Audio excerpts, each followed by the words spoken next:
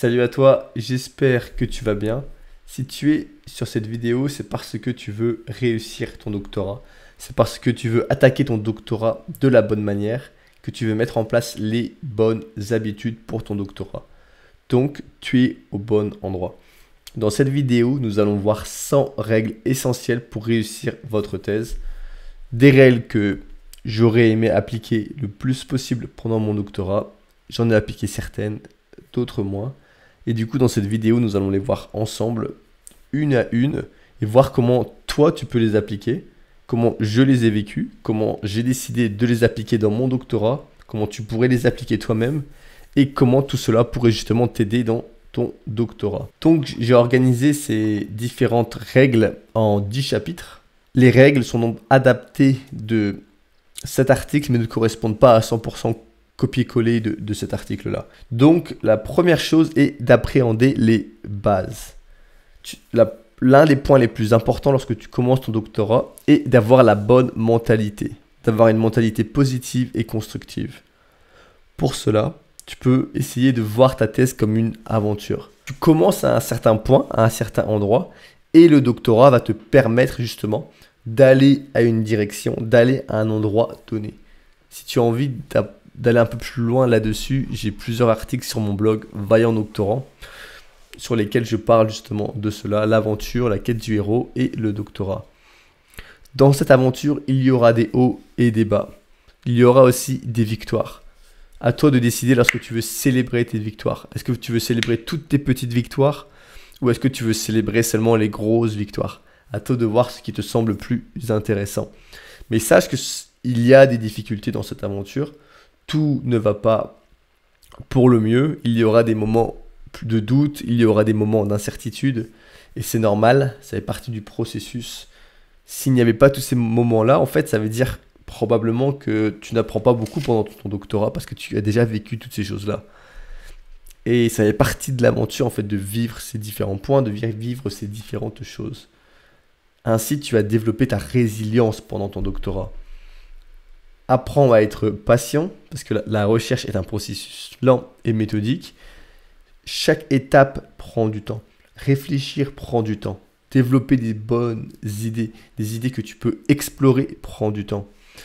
Et bien sûr, tout cela peut être très stressant. Donc, apprends à gérer ce stress. Apprends à aller au-delà de ce stress. Et demande de l'aide. Tu n'es pas tout seul dans cette aventure. Donc, demande des conseils à tes collègues. Pendant ma thèse, j'ai passé énormément de temps à poser des questions à une collègue, Kavia. Je lui posais énormément de questions tout le temps. Je passais mon temps presque tous les jours à lui poser des questions parce que c'est OK. Elle était plus avancée que moi. Elle connaissait des réponses pour différentes choses. Et du coup, en fait, c'est pas un problème parce que tu apprends beaucoup plus vite. Tu vas faire moins d'erreurs. Tu vas avancer plus vite. Donc c'est génial en fait de prendre le temps de faire ça. Apprends à gérer le stress, c'est que offre une sorte de non-résistance. Les choses arrivent et en fait tu ne résistes pas contre le courant parce qu'en fait tu t'épuises à rien. Encore une fois, ça arrive à tout le monde, ça arrive tout le temps lorsqu'une situation difficile arrive de vouloir justement se battre contre le courant, mais ce n'est pas une bonne stratégie. Donc apprends à gérer tout cela différemment. Apprends à te dire, ok, je peux gérer cela différemment. Des choses arrivent. Ça ne veut pas dire que tu te laisses entraîner par le courant. Ça veut dire que tu vois le courant et tu n'amènes pas de résistance. À la place, tu essaies d'observer les choses. Tu prends du recul et tu regardes comment les choses se passent et tu développes la meilleure stratégie en vue de la situation actuelle. Le troisième point des bases, et l'un des points les plus importants est de comprendre les attentes du doctorat. Donc pose-toi, regarde ton université, discute avec tes directeurs de thèse.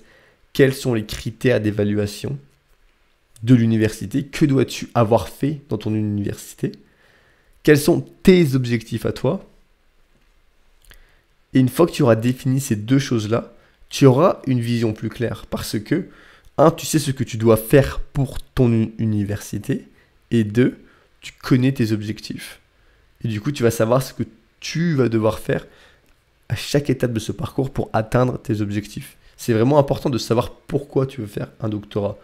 Donc prends le temps de te poser et de voir, ok, je veux faire un doctorat parce que X ou Y raison. Chacun a ses raisons. Ça peut être que tu aimes faire de la recherche, ça peut être que tu veux explorer quelque chose, ça peut être que tu as besoin d'une thèse pour faire X travail, peu importe. Définis pourquoi tu veux le faire. Et une fois que tu as défini cela, tu vas pouvoir mettre en place des stratégies pour justement atteindre cet objectif. Une fois que tu as fait cela, tu vas devoir investir dans des compétences fondamentales. Donc, ces compétences fondamentales sont bien sûr des compétences en rédaction, en esprit critique, en outils de recherche importants. Mais en plus de cela, tu vas devoir définir les choses que tu veux apprendre en vue de tes objectifs. Quelles compétences as-tu besoin de maîtriser pour atteindre tes objectifs? Donc si tu as un objectif, par exemple, d'être professeur à l'université, de rester dans le monde académique, il y a certaines choses que tu vas vouloir faire. Et si tu as comme objectif de partir dans le monde du privé, dans l'industrie, il y a d'autres choses que tu vas devoir faire. Si tu vas être professeur et enseigner majoritairement, encore une fois, tu vas devoir concentrer ton doctorat sur l'enseignement. Si tu veux faire majoritairement de la recherche, concentre ton doctorat sur la recherche. Donc vois ces différentes choses et vois les compétences que tu vas devoir apprendre et maîtriser. Et une fois que tu as fait cela, tu vas pouvoir te créer un environnement propice au travail. Donc organise ton espace de travail, planifie ton emploi du temps et évite de procrastiner en décomposant toutes ces tâches qui peuvent sembler énormes. Ça peut sembler être des dragons énormes, mais si tu les décomposes en tâches plus petites, tu vas pouvoir justement, à la place, les diviser, les rendre plus petites et te dire, ok, ce mois-ci, je travaille là-dessus, cette semaine là-dessus, et ce jour-là, cette heure-là, sur cette plus petite tâche. Et en fait, à force de diviser ces tâches-là et de prendre l'habitude de le faire, tout ira pour le mieux. Une fois que tu as fait tout cela, bien sûr, il y a un autre aspect du doctorat, c'est de trouver un sujet de recherche captivant, un sujet qui t'importe. Donc, comment faire cela? La première est de comprendre l'importance du sujet. Trouve un sujet qui te passionne. Trouve un sujet qui a une portée académique. Donc cela veut dire qu'il va contribuer à ton domaine. Ça veut dire que c'est un sujet, par exemple, si tu travailles sur l'addiction ou la dépression, c'est un sujet qui peut répondre à un des angles du problème. Bien sûr, tu ne pourras pas répondre à tous les problèmes. Tu ne pourras pas soigner le monde de la dépression avec ton projet de thèse, mais tu pourras explorer un certain angle et pouvoir justement faire avancer les choses. Et assure-toi que le projet soit faisable. Tu disposes de ressources et de compétences et d'un temps limité pour faire cela. Donc à toi de définir et d'organiser un projet qui peut être fait dans le temps imparti. Car si tu ne peux pas faire le projet dans le temps imparti, ce projet ne sert à rien et il ne sera jamais financé. Parce que tu ne pourras juste pas le faire. Tu n'auras juste pas les capacités de faire le projet parce qu'il est trop gros. Donc à toi de le réduire si tu ne peux pas le faire dans les 3 à 5 années par exemple. Bien sûr, il peut être en accord avec une vision plus grande, mais il doit être faisable dans le temps imparti. Donc tu peux si tu as une vision sur 50 ans, bien sûr tu veux que le projet ait une vision sur 50 ans, mais il doit s'inscrire dans la vision. Il ne doit pas être la vision entière, le projet. Donc qu'est-ce qu'un bon sujet? Il doit répondre à une question non résolue, il doit te positionner dans le champ actif, il doit peut-être apporter une perspective nouvelle, une nouvelle méthodologie, un nouveau paradigme. Et il doit justement ne pas être trop ambitieux pour pouvoir être fait dans le délai imparti. Si tu veux aller plus loin là-dessus, là bien sûr nous survolons le tout, mais tu peux aller voir mes articles ou justement sur Amazon, tu peux acquérir mon livre qui s'appelle « Créer votre projet de recherche de l'idée au financement réussi ». Tu as le lien dans la description ou sur le blog Vaillant Doctorant. En fait, je vais là-dedans en détail. J'ai vraiment pris le temps d'expliquer tout ce que j'ai appris depuis que je me suis lancé dans le monde de la recherche sur justement la création d'un projet de recherche, la rédaction d'un projet de recherche. Et du coup, si cela t'intéresse, tu peux acquérir le PDF pour 10 €. Donc, c'est très abordable. Explore quelque chose qui t'intéresse parce que tu vas travailler là-dessus pendant plusieurs années. Donc liste tes centres d'intérêt, analyse tes forces et cherche les lacunes dans la littérature sur les sujets qui t'intéressent. Ton sujet ne se fait pas seul, donc discute ton sujet avec ton superviseur. Demande leur avis. Profite de leur expertise. Tenez compte de leurs attentes. Ose demander à ton directeur de thèse des choses, pose-lui des questions, demande-lui justement lorsque tu ne comprends pas quelque chose, lorsque tu as envie d'explorer quelque chose, demande-lui si c'est intéressant, si c'est la bonne direction, et prends le temps de discuter. Tu peux avoir des meetings avec ton directeur de thèse, tu peux essayer d'anticiper cela dès le début, en te disant par exemple que... En lui disant, ok, j'aimerais bien qu'on puisse discuter une fois par mois, par exemple. Dans mon cas, moi, je les voyais une fois par semaine. Après, ça va dépendre du domaine, de la manière de faire entre ton superviseur et toi. Et ensuite, tu vas vouloir tester ton idée de sujet. Tu peux faire une étude préliminaire, tu peux présenter ton idée à tes collègues, à ton directeur de thèse, et ensuite, tu vas pouvoir ajuster si nécessaire. Tu veux prendre le temps d'élaborer ton idée parce que, justement, c'est quelque chose qui ne peut pas se faire en une semaine. Un projet de recherche, c'est quelque chose qui prend du temps à se développer. C'est quelque chose que tu vas devoir justement... Tu vas devoir accepter que ça prend du temps. J'ai vu un directeur de thèse qui conseillait à ses doctorants de prendre 3 mois avant de se lancer dans les expériences. Et en fait, c'est peut-être génial de faire ça. Parce que tu vas vraiment prendre le temps d'explorer le sujet, de lire différentes choses, de prendre différentes directions, de voir ce qui peut être le plus intéressant. Ça peut sembler frustrant au début, mais au long terme, en fait, ça peut te faire gagner du temps. Donc bien sûr, tout cela est adaptable à toi. C'est à toi de voir comment tous ces conseils te correspondent par rapport à ce que tu veux faire et à quel point tu connais ton sujet de recherche. Donc ne va pas trop large, parce qu'au final, tu ne feras rien avancer si tu es trop large, mais ne sois pas non plus trop pointu peut-être. Essaie de trouver le bon équilibre entre ce qui t'intéresse. Après, s'il y a une méthode, une technique que tu veux vraiment apprendre et que tu veux passer 4 ans dessus, tu peux le faire. Mais sache que tu vas devenir très dépendant de cette technique, parce que cette technique, en fait, on voit le monde à travers nos outils. Donc si tu maîtrises un outil, eh bien, tu seras très bon dans l'outil, donc c'est génial parce que tu deviens un expert dans l'outil, mais tu te fermes au potentiel des autres outils. Et méfie-toi des sujets éphémères. Donc si c'est un sujet qui est vraiment hot, qui est vraiment chaud du moment, pose-toi la question, est-ce qu'il sera très très bien dans quelques années, lorsque je terminerai ma thèse, ou est-ce que plus personne ne sera vraiment intéressé? Le troisième chapitre, qui est un chapitre très important, est de bien choisir son directeur de thèse. C'est crucial parce que le directeur de thèse est la personne qui va te guider tout le long de ton doctorat.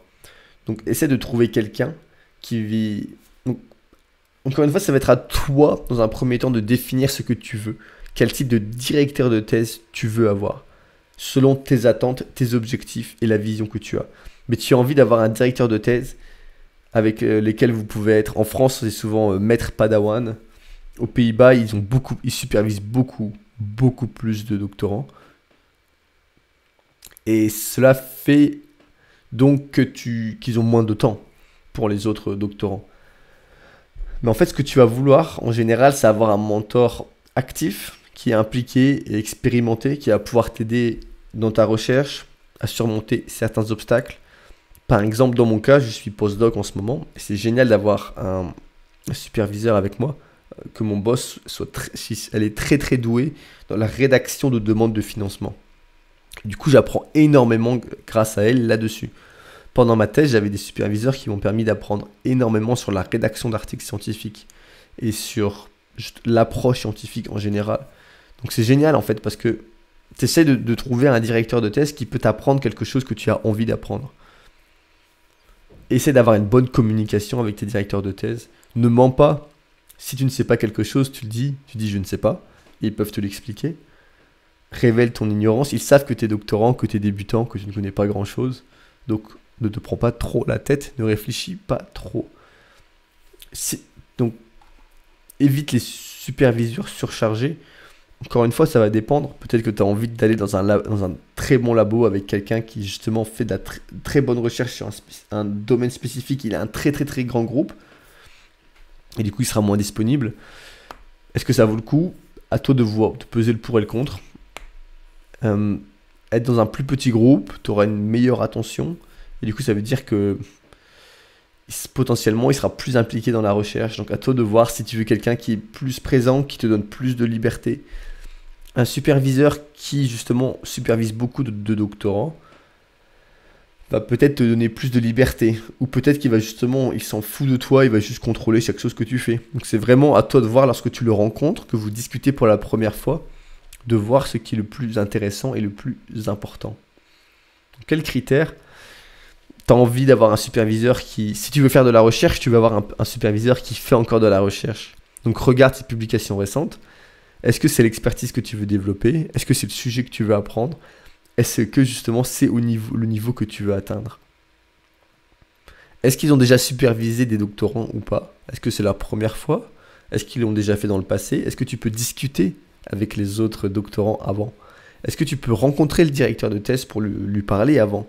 Est-ce que tu peux discuter avec son labo, avec les autres membres du groupe? Donc cherche le bon équilibre avec vraiment ce que toi tu as envie d'avoir comme superviseur de thèse. Certains superviseurs de thèse tu peux adorer et d'autres personnes détesteraient. Donc il faut vraiment trouver l'équilibre entre ce qui est le mieux. Et évalue leur collaboration, car ça peut être très bien. Ça peut être génial justement d'avoir un superviseur de thèse qui est très actif dans son domaine parce qu'il va t'ouvrir des portes. Car justement le réseautage est très très important dans la recherche. Donc quel est le style de supervision justement de ces directeurs de thèse? Combien de doctorants supervisent-ils? Quel est leur taux de réussite? Pose ces questions aux doctorants, rencontre les doctorants qu'ils supervisent, discute avec eux. Et dès le début, établis une relation productive. Discutez ensemble de vos attentes. Que peuvent-ils attendre de toi et que peux-tu attendre d'eux? Est-ce que ça vous correspond? Est-ce qu'ils sont ouverts à cette discussion? Tu peux planifier un meeting par semaine, un meeting toutes les 2 semaines. Essayer de voir ce qui est le mieux, ce qui est le plus intéressant. Vois comment tu peux justement accepter les critiques du superviseur pour progresser le plus vite possible. Discuter ensemble de ces choses-là. Si quelque chose, ose communiquer ouvertement. Chercher des solutions ensemble. Et en même temps, apprends à être autonome. D'un côté, oui, ton superviseur doit t'aider et te guider. D'un autre côté, c'est à toi d'avancer. C'est à toi de prendre les rênes de ton doctorat et de faire justement tout cela. Donc là, ce sont 2 choses vraiment importantes et 2 choses à comprendre qui sont que tu es l'acteur de ton doctorat, mais qu'en même temps, ton superviseur de thèse est là pour t'aider à avancer, pour t'aider à progresser. Donc essaie de vraiment définir ce que tu veux. Et ainsi, le chapitre 4 est gérer la relation avec votre superviseur. Une bonne communication est essentielle parce que si tu veux terminer ta thèse en 3 ans mais que lui veut que tu fasses 4 ans, il y a un mismatch. Ça va être compliqué. Donc mettez-vous d'accord. Discutez. Ne mens pas. Si quelque chose ne va pas, mentionne-le. Discute-le. Ose parler avec ton superviseur de thèse. Il est payé pour ça. Ça fait partie de son boulot. Il est là pour te superviser. Il a accepté de prendre ce rôle. Donc il va devoir t'aider. Il va devoir prendre le temps de discuter avec toi, etc. Donc planifie des réunions régulières. Prépare-toi pour chaque réunion. Sois le meneur dans la réunion. Sois transparent. Mentionne tes obstacles, tes retards, tes problèmes. Discute. Demande si tu as besoin de l'aide pour X ou autre projet. Fixe des attentes claires. Dis au superviseur ce dont tu as besoin. Définis les rôles. Définis des objectifs à court et long terme. Clarifie comment vous voulez communiquer. Vraiment, clarifier les choses. Dès le début, clarifier tout cela, c'est très important. Gérer les feedbacks, donc voyez comment ils vous donnent du feedback. Quel type de feedback? Est-ce que vous pouvez discuter le feedback que vous recevez? Dans mon cas, je recevais toujours du feedback écrit avec mes documents Word parce que c'est comme ça que ça marche dans le monde académique. En tout cas, c'est la relation qu'on avait. Mais en même temps, lorsque je voulais discuter davantage de feedback, je pouvais très simplement discuter ce feedback dans le meeting hebdomadaire que nous avions. Ainsi, sois proactif, prends l'initiative, documente tes échanges et partage tes résultats. Pose des questions. Si tu bloques sur la question de recherche, discute-le. Lorsque je bloquais sur la rédaction de l'introduction, je le discutais. Si je bloquais sur la rédaction de la discussion, la première fois que j'ai dû faire une discussion, je savais pas trop quoi faire.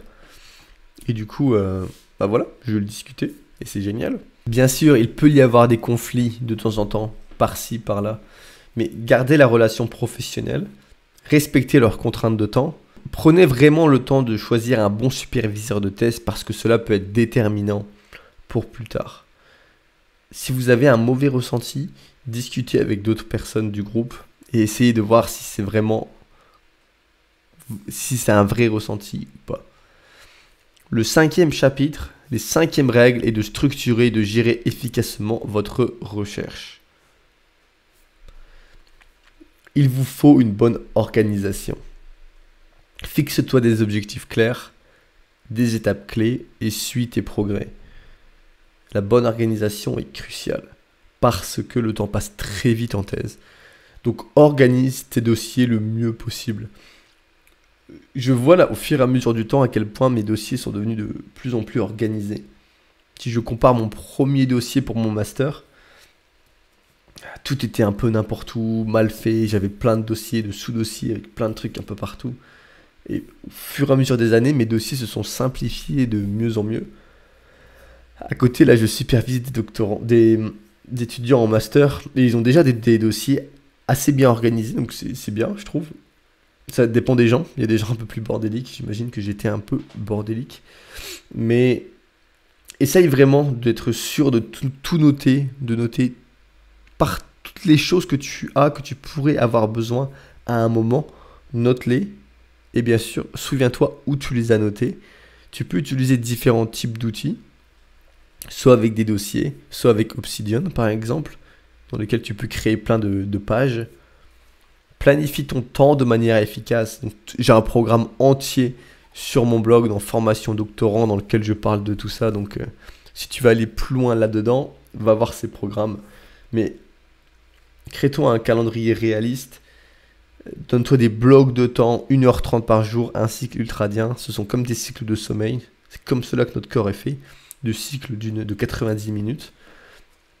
Donc définis, tu commences ta journée, hop, 90 minutes, tu travailles sur un sujet spécifique. Petite pause, nouveau sujet spécifique. Et priorise les tâches. Ne te disperse pas dans toutes les directions. Si tu veux finir ton doctorat, tu dois prioriser tes tâches. Organise tes données et tes ressources comme je te le disais. Utilise un cloud. Je ne comprends pas ceux qui n'utilisent pas encore de cloud ou qui n'ont pas un système de sauvegarde qui leur permet d'accéder à leur dossier partout. Pour moi, c'est un non-sens, c'est une aberration. Parce que si tu perds ton ordinateur, tu as tout perdu en fait. Donc ça n'a pas de sens de ne pas avoir cela aujourd'hui en 2025.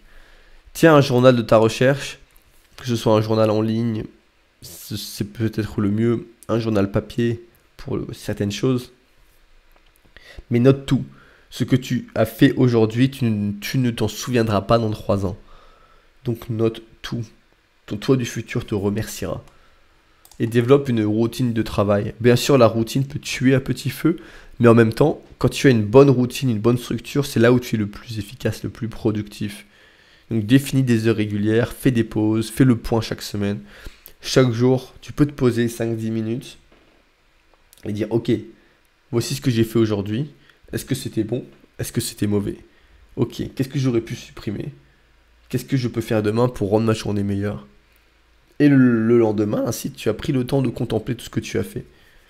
Tu as pris le temps de te récompenser, de te dire ce que j'ai fait était bon.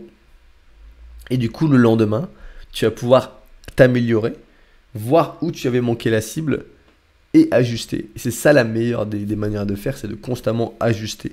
Chaque jour, tu ajustes. Et bien sûr, évite de procrastiner, évite d'être distrait.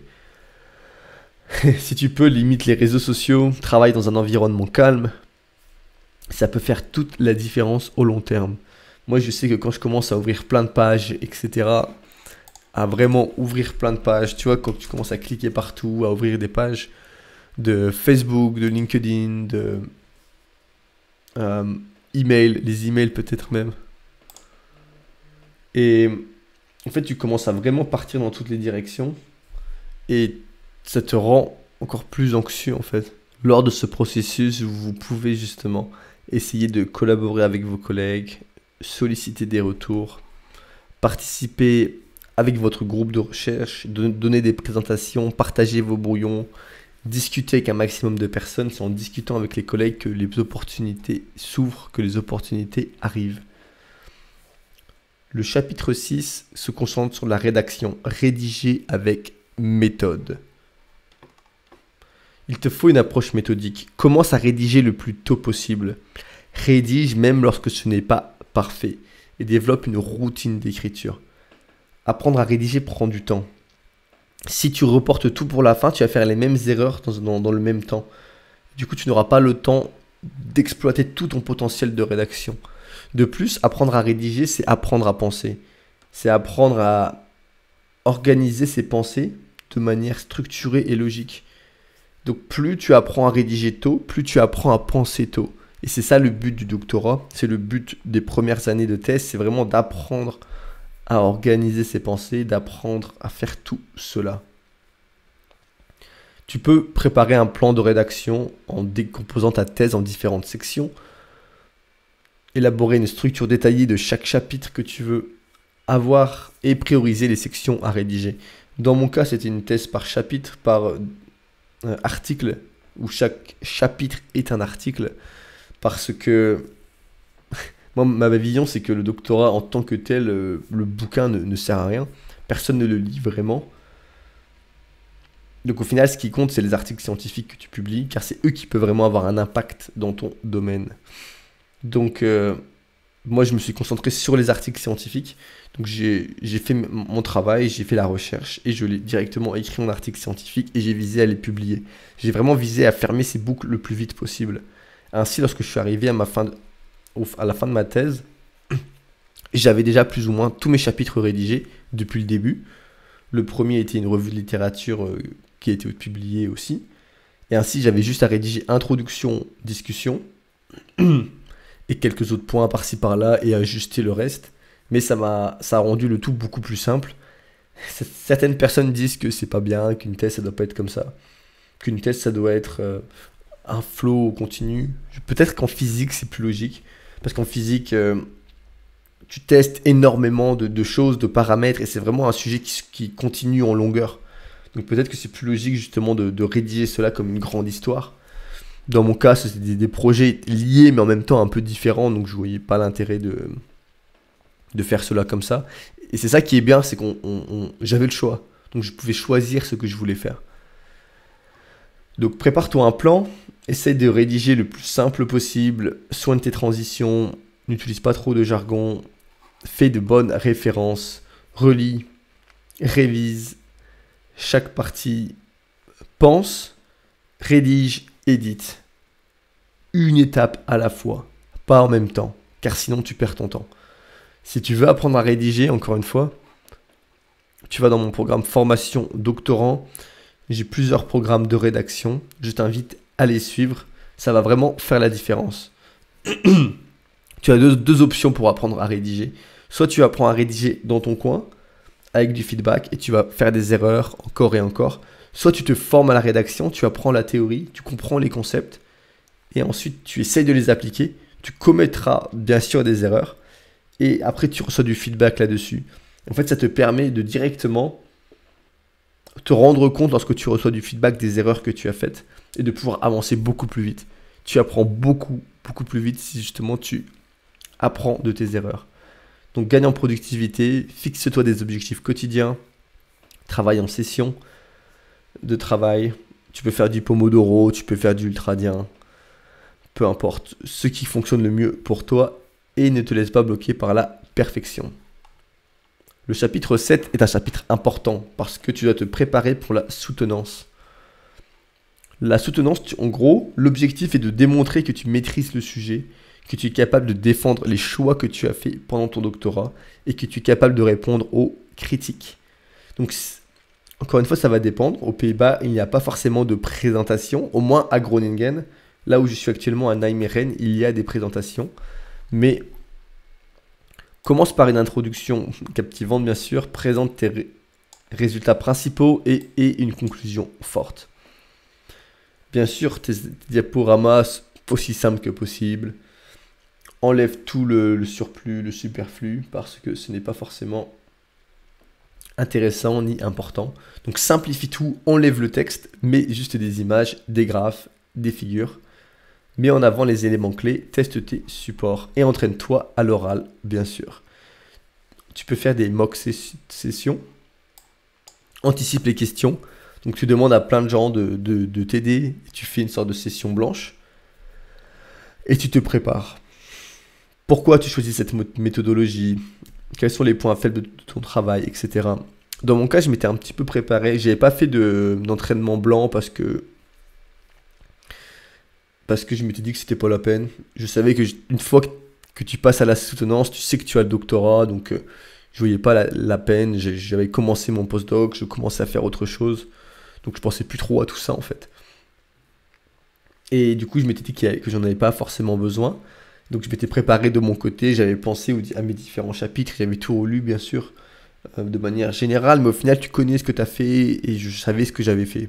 Donc c'était pas forcément très utile, mais c'est utile de me poser les questions. En fait, les questions qui vont te poser sont souvent les questions que tu te poses toi-même lorsque tu rédiges et que tu développes tes idées. Par exemple, pourquoi ne pas avoir testé cela ou fait ça? Et du coup, dans mon cas, en fait, je dirais bien la moitié des questions qui m'ont été posées sont des questions que je m'étais posées tout au cours de mon parcours de thèse. Donc, la plupart du temps, les questions se passent bien. Il y a à moins que tu n'aies pas fait le doctorat toi-même et que ce ne soit pas ta thèse, ça devrait aller. Gérer le stress du jour de la soutenance, bien sûr, anticipe tout à l'avance, arrive en avance, respire et sois confiant, mais d'expérience, je pense que même si tu sais que 1, tu auras le doctorat, 2, qu'il n'y a pas vraiment d'enjeu critique, ton corps est quand même stressé, tu as quand même une certaine anxiété qui est présente. Il y a juste une ambiance en fait, c'est l'ambiance générale qui est vraiment anxiolytique. Et c'est normal, je pense que c'est un signe de bonne santé mentale d'être un peu anxieux après avoir travaillé sur ce projet pendant 3, 4, 5 ans et de finalement le soutenir, de finalement le conclure en une journée. Ou si tu as fait ta thèse loin de chez toi, toute ta famille et tes amis ont voyagé pour venir te voir. Tes directeurs de thèse sont là, c'est un mélange famille, amis, travail. Et donc je pense que c'est normal d'avoir du stress ce jour-là. Et accepte-le. Justement, non-résistance, comme je te le disais.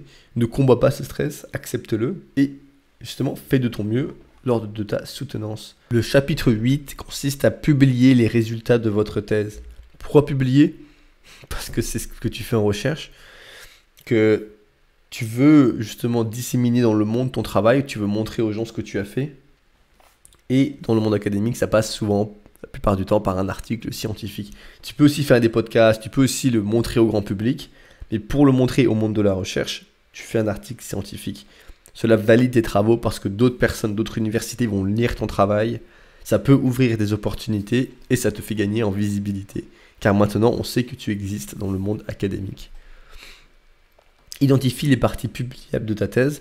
Dans mon cas, c'était différents projets. Donc, chaque projet, j'ai pu en faire une publication. Concentre-toi sur les découvertes principales ou sur ce que tu penses pouvoir publier, ce qui t'intéresse. Quels sont les résultats intéressants en fait? Quelle chose as-tu découvert avec ton doctorat? Quelle chose as-tu démontré? Quelle chose as-tu observé? Donc tu peux faire des revues de littérature, tu peux séparer tes contributions en différents articles, tu peux faire un gros article.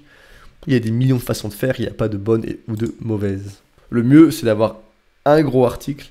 Enfin, de mon expérience, je dirais que le mieux, c'est d'avoir un gros article que tu publies dans Nature ou Science. Mais c'est pas ce que j'ai fait. Donc, au final, on verra.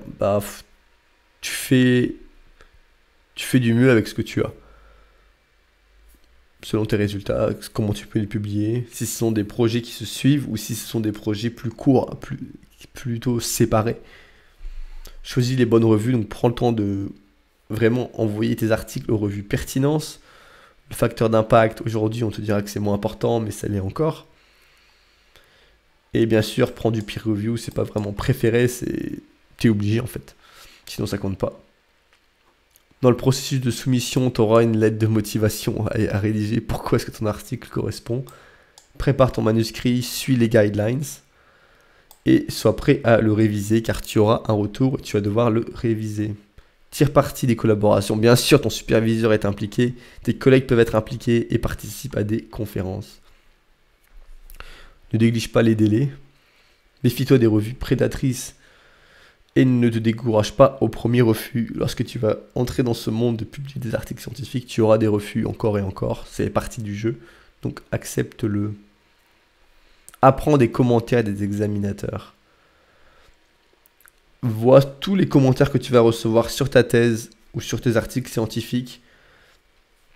Aux Pays-Bas, une fois que la thèse est soumise, c'est fini. Tu as beau avoir des commentaires, tu peux plus rien, tu peux pas changer. Donc en fait, c'est pas important. Mais par exemple, au UK, en Angleterre, tu vas avoir les reviewers, le comité qui va te donner du feedback sur ta thèse. Et après, tu vas devoir incorporer tout ce feedback sur ta thèse et ensuite la resoumettre. Et vois tout ça comme une chance, une opportunité de renforcer ta thèse, d'apprendre d'experts, de te préparer pour la publication. Ne prends pas les commentaires personnellement, identifie les priorités, cherche les points communs entre les différents commentaires et réponds avec professionnalisme. Si tu veux un texte, une réponse bien, réponds toujours avec honnêteté. Tu n'es pas obligé d'adresser tous les commentaires que tu reçois, donc tu peux dire merci pour ces commentaires. Même si tu n'es pas d'accord, tu peux expliquer, tu décris pourquoi est-ce que tu penses que tu n'as pas besoin de répondre dans ton manuscrit à ce commentaire et tu prends le temps de te poser et de répondre à tout cela. Si tu as beaucoup de révisions, revois chaque section en profondeur lorsque tu vas éditer ton texte. Ajoute des explications si nécessaire et améliore clarté et concision. Utilise les commentaires pour tes futurs projets. Garde-les en tête, ça peut te donner des idées. 20 règles essentielles pour réussir ta thèse. Choisis un sujet qui te passionne. Fixe des objectifs clairs et mesurables. Trouve un bon directeur de thèse. Établis une relation productive avec ton superviseur. Développe une routine de travail. Commence à écrire dès le début et forme-toi. Organise ton travail et tes données. Utilise un cloud, s'il te plaît. Relisez et révisez régulièrement. Apprenez à gérer les critiques. Préparez-vous minutieusement pour la soutenance. Je ne l'ai pas fait dans mon cas. Et c'est pas grave parce que la soutenance ça passe. Il y a peu de chances qu'ils te disent non lors de la soutenance. Du moins aux Pays-Bas, en France c'est peut-être un peu différent, mais je pense pas non plus. Au moins que vraiment tu rates 100% et que les gens ont l'impression que ce n'est pas ta thèse. Tire parti des collaborations, développe des collaborations, simplifie ton écriture, sauvegarde tes travaux régulièrement, publie tes résultats, divise les grosses tâches en plus petites, sois proactif, tu es le leader, tu es le meneur de ta recherche, apprends à prioriser, intègre des pauses et prends soin de toi, accepte l'incertitude, adapte-toi, sois patient, sois persévérant. Et avec cela, prends ton temps. La thèse est un marathon, pas un sprint. Profite de cette aventure de thèse. La règle ultime au final, c'est apprécie tes études doctorales, vois les défis comme des opportunités, célèbre tes petites victoires. Vraiment, profite de ce parcours. C'est vraiment un moment unique durant lequel tu peux explorer tout ce dont tu as besoin, tout ce qui t'a plu. Tu peux choisir, tu peux vivre l'aventure que tu veux. Donc, vraiment, sois le maître de ton doctorat, vis l'aventure que tu as envie de vivre. Ça peut être une superbe aventure, ça peut être une très très belle aventure et tu peux la rendre belle si tu le décides. Donc prends cette décision aujourd'hui de vivre une belle aventure de thèse. Commente cette vidéo pour me dire que tu veux vivre une belle aventure de thèse et ce que tu vas mettre en place. Et si tu veux aller plus loin, comme je te le disais, va lire mes articles, rejoins le club des doctorants et je te dis à bientôt. Ciao.